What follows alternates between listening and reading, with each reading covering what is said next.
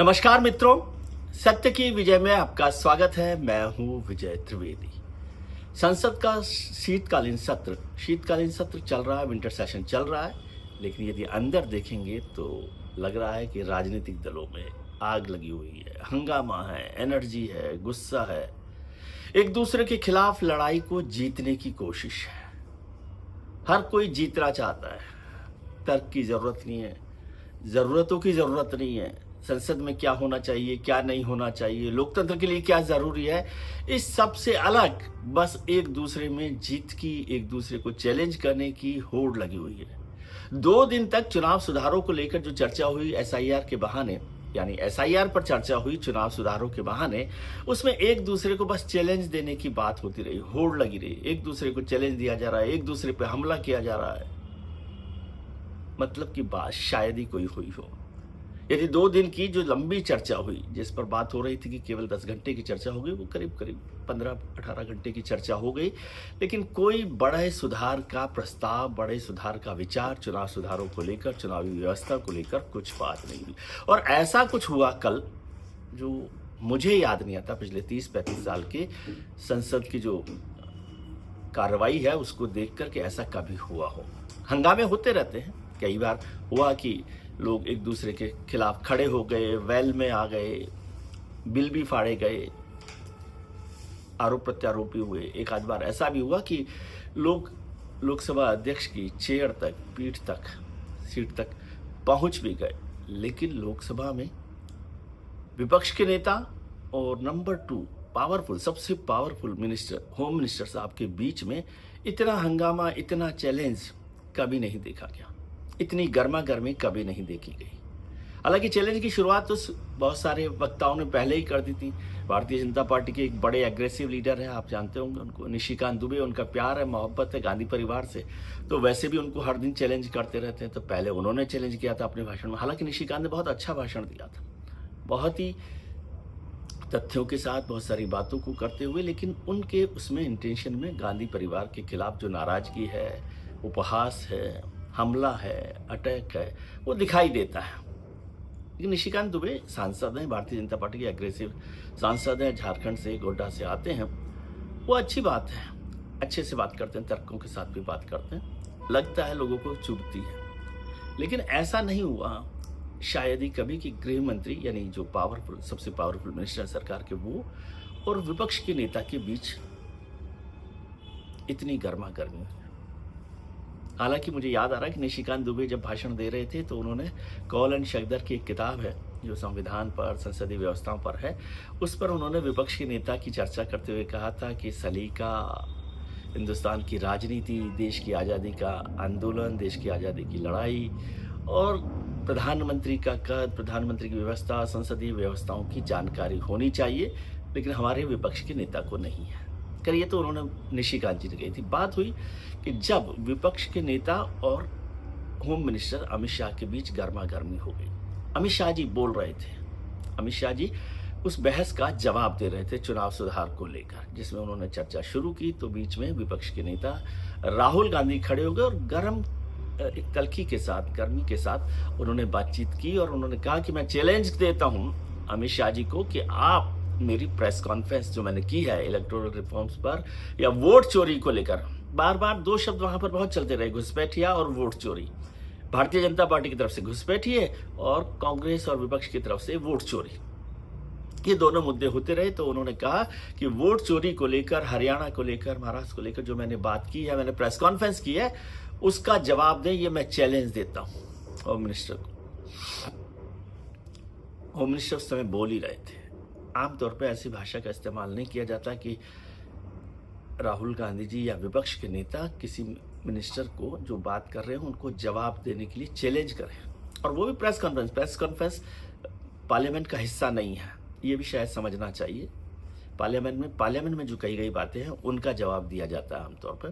तो उसकी चर्चा हुई, अमित शाह साहब भी नाराज हो गए, वो बात कर रहे थे और उन्होंने कहा कि ये मुझे डिक्टेट नहीं कर सकते विपक्ष के नेता डिक्टेट नहीं कर सकते, मुझे जिस तरह से बात करनी है, जो क्रम रखना है वो मैं क्रम रखूंगा, और जिन बातों का जवाब उन्हें चाहिए उन बातों का जवाब मैं सबका दूंगा।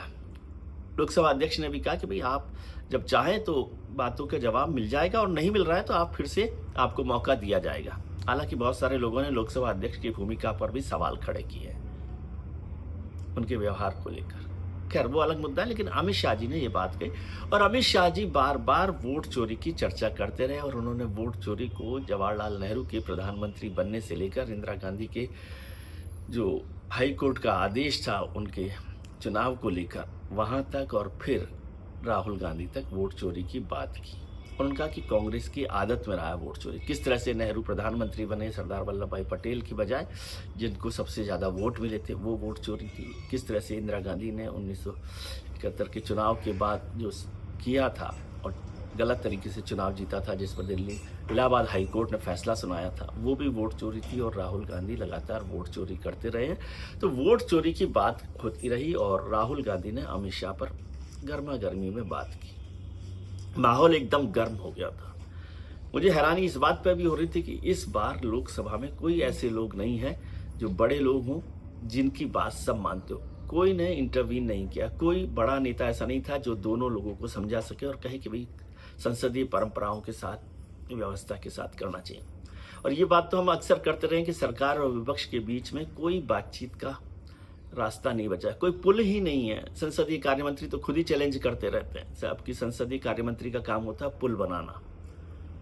बैकडोर चैनल पर, बैकट्रैक चैनल पर कोई बात नहीं होती सरकार के बीच में। और मुझे याद ही नहीं आता कि कोई ऐसी व्यवस्था हुई हो कि विपक्ष के नेता, प्रधानमंत्री या सदन के नेता के बीच में कभी चाय पर चर्चा हुई हो। मुझे याद नहीं कल भी कि क्या लोकसभा अध्यक्ष ने विपक्ष के नेता को और अमित शाह जी जो होम मिनिस्टर हैं उनको बाद में चाय पर बुलाया, क्या कहा जाए कि थोड़ी सी गर्मी को ठंडा किया जाए। अभी जो नए उपराष्ट्रपति हमारे राज्यसभा के सभापति बने हैं उनके साथ चाय हुई कि नहीं हुई मुझे नहीं पता। इसके साथ साथ कल एक और बड़ी बैठक हुई थी, लंबी बैठक हुई थी, जिसमें प्रधानमंत्री, होम मिनिस्टर और विपक्ष के नेता राहुल गांधी थे, जिसमें सीईसी यानी चीफ वहाँ पर चर्चा होनी थी सीआईसी की, चीफ इंफॉर्मेशन कमिश्नर को लेकर, सीवीसी की चीफ विजिलेंस कमिश्नर को लेकर और इंफॉर्मेशन कमिश्नर के नामों को तय करने की एक बड़ी लंबी लिस्ट सरकार की तरफ से दी गई थी। तो राहुल गांधी जी ने पूछा था कि भाई आप इस पर जवाब दें कि किस कास्ट कंपोजिशन के साथ ये लिस्ट है, जिसमें केवल बताया गया कि जो नाम फाइनल किए गए हैं उसमें केवल एक बैकवर्ड था। राहुल गांधी बार बार बात कर रहे थे कि SC ST OBC बैकवर्ड कौन है, इसकी जानकारी दी जाए। वैसे भी राहुल गांधी ने अपने भाषण के दौरान कहा था कि क्या बात करते हैं, इलेक्शन कमिश्नर का जब अपॉइंटमेंट हो रहा था तो उसमें एक प्रधानमंत्री है, एक गृह मंत्री और एक विपक्ष के नेता, मैं आप कोने में एक कमरे में बैठा रहा, मेरी कोई भूमिका नहीं थी। बार बार ये बात हुई कि सुप्रीम कोर्ट ने जो कहा था कि CJI उस पैनल में होना चाहिए वो नहीं थे। तो अमित शाह जी ने उसका भी जवाब दिया कि भाई 1950 से 1979 तक तो प्रधानमंत्री तय करते थे, फिर उसके बाद एक आयोग बना 79 से 91 तक वो आयोग तय करता था। इम्यूनिटी की बात हुई, इलेक्शन कमिश्नर के इम्यूनिटी की बात हुई, तो अमित शाह जी ने कहा कि इंदिरा गांधी ने तो अपने को इम्यूनिटी दे दी थी, उसकी चर्चा क्यों नहीं की जाती। तो मसला कुल मिलाकर ये रहा, कोई ने इस पर बात नहीं की कि इलेक्टोरल रिफॉर्म्स का क्या होगा। किसी ने ये बात नहीं की कि क्या पैसा जो लिया जाता है, चुनावी चंदा लिया जाता है या चुनाव में जो पैसा खर्च होता है उसको कैसे रोका जा सकता है। केवल पैसे का खेल हो गया चुनाव, इस पर चर्चा नहीं हुई। MCC यानी मॉडल कोड ऑफ कंडक्ट को लेकर बात नहीं हुई, हेट स्पीच को लेकर बात नहीं हुई, बहुत सारी बातें थी। अपराधियों को रोकने की बात थी, उस पर नहीं हुई। एक प्रोपोर्शनल रिप्रेजेंटेशन को लेकर बहुत बहस हो रही है, उस पर बात नहीं हुई। मनीष तिवारी जी का नाम मुझे याद आता है कांग्रेस के, जिन्होंने कुछ पॉइंट्स पर बात की है। कुछ और लोगों ने भी थोड़ी थोड़ी बात की, लेकिन लब्बुल-लुआब यह है कि संसद में 2 दिन की बहस के बाद भी न तो SIR पर कोई मसले का हल हुआ और ना ही चुनाव सुधार को लेकर कोई बात हुई है। कम से कम विपक्ष की तरफ से कोई ऐसे बड़े ठोस सुझाव नहीं दिए गए और सरकार की तरफ से कोई ऐसा प्रस्ताव नहीं रखा गया। तो क्या इसको ये माना जाए कि हमारे जो प्रतिनिधि हैं वो चुनावों की व्यवस्था को, चुनावों की प्रक्रिया में सुधार नहीं करना चाहते। वो नहीं चाहते कि बेहतर चुनाव हो, वो नहीं चाहते क्या कि ट्रांसपेरेंट चुनाव हो, वो क्या नहीं चाहते कि चुनावों में पैसे का इस्तेमाल कम हो, क्या वो नहीं चाहते कि अपराधियों की जो एंट्री है संसद में, विधानसभाओं में, वो रुक जाए, बंद हो जाए। क्या वो नहीं चाहते कि हमारे जो चुनाव हैं उसमें हेट स्पीच पर रोक लगे, एक दूसरे के खिलाफ जाति को, धर्म को लेकर उस तरह की जो हेट स्पीच है वो नहीं दी जाए। क्या वो नहीं चाहते कि फ्रीबीज यानी जो रेवड़ियाँ बांटने का काम है चुनावों के दौरान उस पर रोक लगे, कोई व्यवस्था बने? क्या वो नहीं चाहते कि जो चीफ इलेक्शन कमिश्नर हैं और इलेक्शन कमीशन है वो एक अच्छी मजबूत स्पाइन के साथ चुनाव व्यवस्था पर काम करें? इनमें से किसी भी सुझाव को मोटे तौर पे बहुत जोर देकर नहीं रखा गया और सरकार की तरफ से कोई प्रस्ताव नहीं रखा गया कि चुनाव सुधार के लिए सरकार क्या करना चाहती है। ये भी नहीं कहा गया कि कोई कमेटी बनाई जाएगी जो चुनाव सुधारों पर काम करेगी। ये भी नहीं कहा गया कि चुनाव सुधार को लेकर सरकार बहुत गंभीर है। ये भी नहीं कहा गया विपक्ष की तरफ से कि हम हर हालत में चुनावों में सुधार चाहते हैं। तो 2 दिन की चर्चा हो गई, खूब हंगामा हो गया, चैलेंज हो गया, नारेबाजी हो गई, एक दूसरे के खिलाफ इशारे करते हुए बातचीत हुई जो आमतौर पर नहीं होती।